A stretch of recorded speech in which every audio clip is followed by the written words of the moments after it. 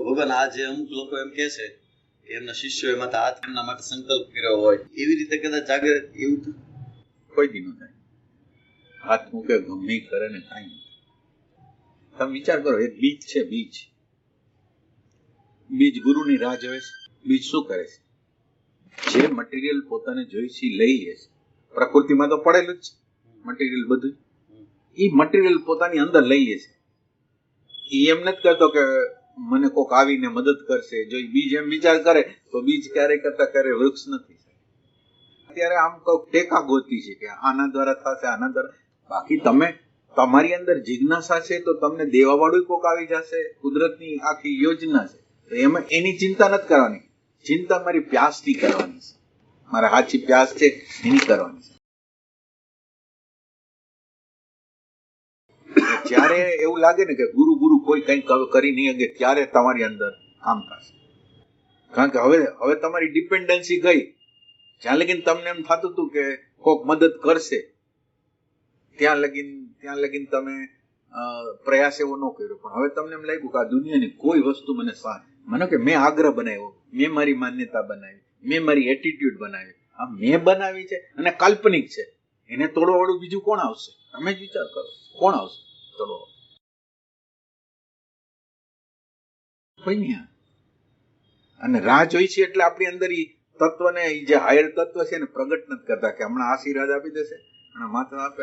હું મારા અનુભવથી કહું છું, તમારા માથા ઉપર હાથ મૂકી દે, તમારા ઉપર અમાપ શક્તિનો વરસાદ કરે, કાંઈ નથી. આમ મારો પોતાનો એક્સપિરિયન્સ કહું છું. મેં અનંત પ્રકારની ઉર્જાઓનો અનુભવ કર્યો છે, પણ એને મારું અજ્ઞાન નથી હટાવ્યું. અવસ્થા લાગે. બાકી મારી અંદરની ભ્રમણા મેં બનાવેલી છે. કાલ્પનિક દુનિયા મેં બનાવેલી છે. એને તોડવાનું તો મારે જ. બીજું કોણ તોડે? ભગવાન આ ગુરુ ક્યાં સુધી મદદ કરી શકે? એટલે ગુરુ મદદ ન કરી શકે, ત્યાંથી તમારી શરૂઆત થાય. એટલે એક નકશો આપી એકતા છે બધું ના. એટલે એ બધું તો છે જ, વર્ષોથી છે, હજારો વર્ષોથી છે. પણ એના દ્વારા જાગવાની પ્રોસેસ તમે કેટલી સ્લો છે જોવો ને તમે. તો એનાથી થઈ જતું હોય તો થઈ ગયું જો ને. ના, એટલે તમે આની બ્યુટી નથી સમજતા. જ્યારે તમને એવું લાગે કે આ દુનિયાની કોઈ વસ્તુ સહાય કરી શકે એમ નથી, ત્યારે એ આ બ્યુટી છે. આ ઓલી ડિપેન્ડન્સી છે. એટલે એમ થાય છે કે માથા ઉપર, એટલે મારી જવાબદારી પૂરી નથી. મારી જવાબદારી એવી કઈ છે નહીં. હું થોડી વાર જઈ આવું, પૂજા કરી આવું, આ કરી આવું, તે કરી આવું. એના પછીના જીવનમાં મારા જીવનની અંદર કાંઈ ન હોય અલગ. મારી પ્યાસ તો સવારથી સાંજ લગીને હોવી જોઈએ. હવે એ કઈ ગુરુ કરી દેશે? કોઈ કરી નહીં. અત્યારે છે ને ગુરુની મહત્તા જવા દેવાની જરૂર છે. અત્યારે આખો યુગ જ બદલાઈ ગયો છે, જેમાં શિષ્યનો જમાનો છે. સાચી વાત કરો ને, શિષ્યને હાઇલાઇટ કરવાની છે. અને આખું જે હિપ્નોટિઝમ ગુરુનું છે ને, એને કાઢવાની જરૂર છે. ખોટું હિપ્નોટિઝમ છે, અને એને લીધે લાખો કરોડો અબજો લોકોનું શોષણ થયું છે.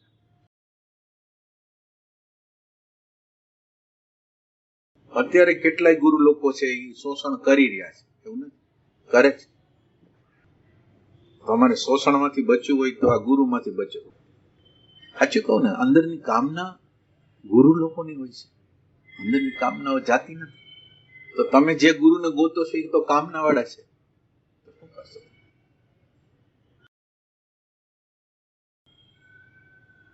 એની કામના પૂરી થાય પછી તમારી કામના પૂરી થાય ને.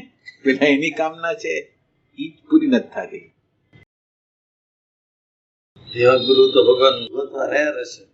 કામના જ ન હોય તો પછી તમે ક્યાં ગુરુને ગોતો છો? હવે જો રેર જ હોય તો તમે ક્યાં ગુરુને ગોતો છો? હું એમ પૂછું. એટલે ગુરુ તત્વ મહાન છે, પણ એ ગુરુ તત્વ તો એવી વસ્તુ છે કે તમારી પ્યાસ હોય એટલે તમને બધી વસ્તુ આપવા માટે તત્વ તૈયાર છે. એટલે હવે ગુરુને તમે સાઈડમાં મૂકી દો, વૈશ્વિક ઇન્ટેલિજન્સ લઈ લો. એ તમારે જ્યારે તમારે જરૂર પડશે ત્યારે તમારી સહાયમાં પડકે ઉભો જ છે. આ ગુરુને મહત્તા આપવા દ્વારા વૈશ્વિક ઇન્ટેલિજન્સનો અનાદર થઈ રહ્યો છે. જે ખરેખર આખી દુનિયાને હલાવી રહ્યું છે, જે તત્વ નિરંતર રીતે, એમાં કોઈ આપણો પ્રયાસ નથી, એ તત્વને આપણે ચૂકી રહ્યા છે ગુરુને લીધે. આપણે બધો જસ આ વૈશ્વિક ઇન્ટેલિજન્સ છે એને બદલે એક નાની વ્યક્તિને આપી છે.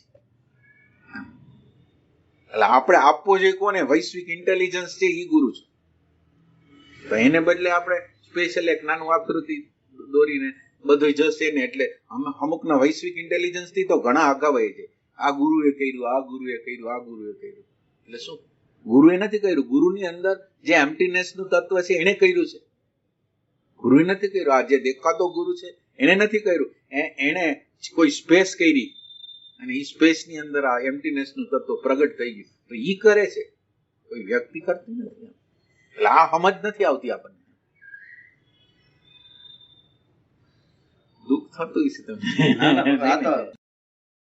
એટલે વૈશ્વિક એટલે પ્યાસ નથી એને કુદરત આપે છે, તો પ્યાસ હોય એને ન આપે. તમે જ વિચાર કરો, આ કુદરતનું આખું આયોજન એવું છે કે તમારી અંદર પ્યાસ હોય કે ન હોય, હું તમારી અંદર બીજ નાખવા માંગુ છું. આ કુદરતની ઇન્ટેલિજન્સ. તો તમે હવે ઈ વસ્તુની તો ચિંતા જ ન કરો કે તમને નહીં મળે. જો પ્યાસ હશે ને નહીં મળે, એવું તો બનશે જ.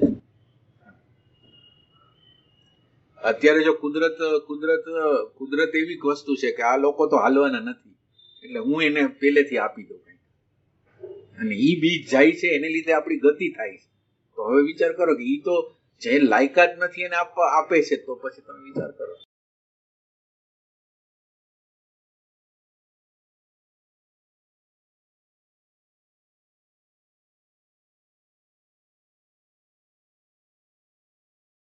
તમને એમ થાય કે આ દુનિયામાં તમને બાંધી દીધા છે, તમે આ દુનિયામાં તમારા સિવાય કોઈ તમને મદદ કરી શકે એમ નથી, તો તમે ગમે એમ કરીને તમારી આંતર શક્તિ દ્વારા તમારું જે બંધન છે ને તમે કાપશો. તમને જ્યાં લગીને હજી સેજ આશા છે કે આ કરી દેશે, આ કરી દેશે, નહીં થાય. અને કોઈ દ્વારા થતું જ નથી. તમારી પ્યાસ દ્વારા હાયર ડાયમેન્શન ને તમે જયારે પ્રગટ કરો છો ત્યારે ઈ તત્વ કાપી.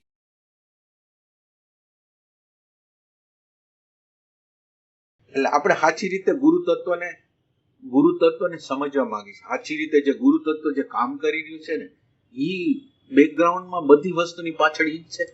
રમણ મહર્ષિ એમ કે તમારો અંદરનો ગુરુ જગી જાય, ઈ સાચો ગુરુ છે. એટલે ઈ અંદરની સમજ પ્રગટ થાય, એની વાત કરે છે. અને પ્રેમનો તત્વ છે, ઈ તમારી અંદર પ્રેમ કેવો છે, બસ એના ઉપર આધાર છે.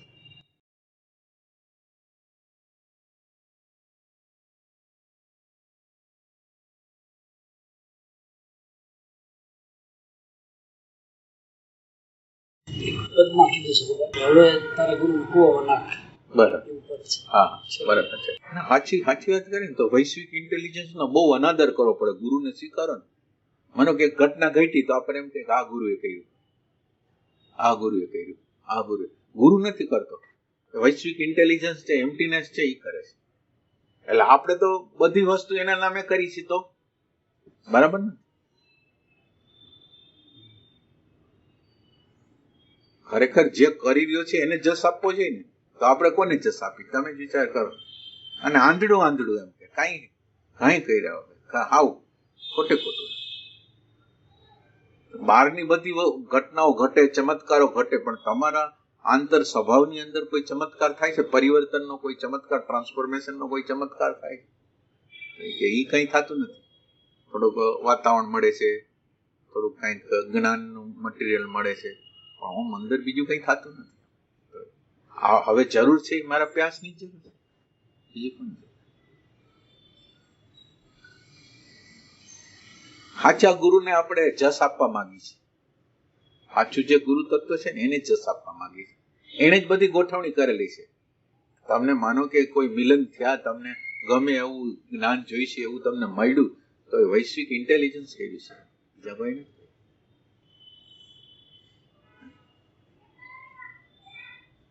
સાચી વસ્તુ આ છે. વ્યક્તિગત જસ છે ને એને છોડ, એટલે આ શોષણખોરી એટલે જ થાય છે. તો ગુરુ કરી દેશે. અને આખી આ મેન્ટાલિટીને અત્યારના યુગમાં તોડવાની જરૂર છે. આ મેન્ટાલિટી જે છે ને, ગુરુ કરી દેશે, એ મેન્ટાલિટી જ ખોટી. એક વ્યક્તિને કેટલી બધી કામના હોય, તમે વિચાર કરો. વ્યક્તિ છે, ગુરુ હોય તો કેટલી કામના હોય. માન જોઈ છે, મોટાઈ જોઈ છે, આશ્રમ જોઈ છે, શિષ્યો બનાવવા છે, કોઈ સ્થૂલ કર્મો કરવા છે. હવે આ બધી આ જે આ જ્ઞાન માર્ગ છે ને એ શુદ્ધ સત્વગુણ છે. હાવ કામના ન હોય એવા લોકો માટેનો માર્ગ છે. એને ગુરુ નથી બનવું, એને કોઈને જગાવવા નથી, અને છતાંય જાગી જાય એના. તમે વ્યવસ્થિત રીતે બહારના ગુરુનો અભ્યાસ કરો, બધા તમે જાહેરમાં હોય કે બધા ગુરુનો અભ્યાસ કરો, એની અંદર મુખ્ય વિષય શું? ખાલી આત્મતત્વ જ છે કે બીજું આડું અવડું કેટલું છે? તમે જ ખાલી મુખ્યમાં કેન્દ્ર બિંદુમાં આ તત્વ હોય, બીજું કાંઈ ન હોય. અને આ તત્વ હોય તો માણસો કેટલા હોય? તમે જ વિચાર કરો ને, આટલા બધા માણસો આત્મતત્વ માટે હોય ખરા? એ ભ્રમણા એટલે આપણું ઓબ્ઝર્વેશન બરાબર નથી. આપણું ઓબ્ઝર્વેશન બરાબર નથી. ખરેખર આ લોકોની અંદર શું છે પડ્યું, શું જોઈ છે? એ દિવસ ને રાત આ આત્મતત્વની જ વાત કરે છે, બીજું કે એને કરવું છે, સામાજિક કાર્ય કરવું છે, બીજું કરવું, ત્રીજું કરવું, ચોથું કરવું, શું કરે? હવે એ ગુરુની પાછળ કેટલા મા બાપે જે ભોગ આપેલા છે છોકરાઓને, બિચારાને અભ્યાસ કરાવ્યો છે, IIT ના કોર્સો કરેલા છે, સારી જગ્યાએ MBA ના કોર્સો કરેલા છે, કઈ એક્સપર્ટ વ્યક્તિઓ છે, એને હાવ આશ્રમના કામ માટે, આશ્રમ એટલે મારી કામના, મારી મોટાઈ માટે એને બિચારાને શોષણખોરી અને મા બાપથી વંચિત રાખવામાં આવે છે. વિચાર કરો, શોષણખોરી તો થઈ ને. મા બાપને પોતાની બિચારાને આશા છે, અને એ આશ્રમમાં જે આશ્રમની જરૂર નથી. તમે જ્યાં છો ત્યાં બરાબર છો. એ જ જગ્યાએથી તમે જાગવાના છો. ક્યાં ભાગવાના? ગુરુ તત્વનો તો આદર છે. ગુરુ તત્વ છે એનો હંમેશા આદર છે, અને એ જ આપણને લઈ જાય છે. ગુરુ તત્વ તો આપણને લઈ જાય છે. એટલે આપણે ગુરુ તત્વના વિરોધી નથી. ગુરુ તત્વ વગર તો આપણી જીવનની ગતિ નાનકડી હરકી થઈ જ એમ નથી. એને તો આપણે આદર આપીશું. અને એ ગુરુ તત્વને ફીલ કરવા માટે આપણું એમ્પ્ટીનેસની જરૂર છે. ગુરુ તત્વ નિરંતર રીતે આપણી અંદર કરુણામય રીતે કોઈને કોઈ પ્રકારની પ્રોસેસ કરી રહ્યું છે, એની જરૂર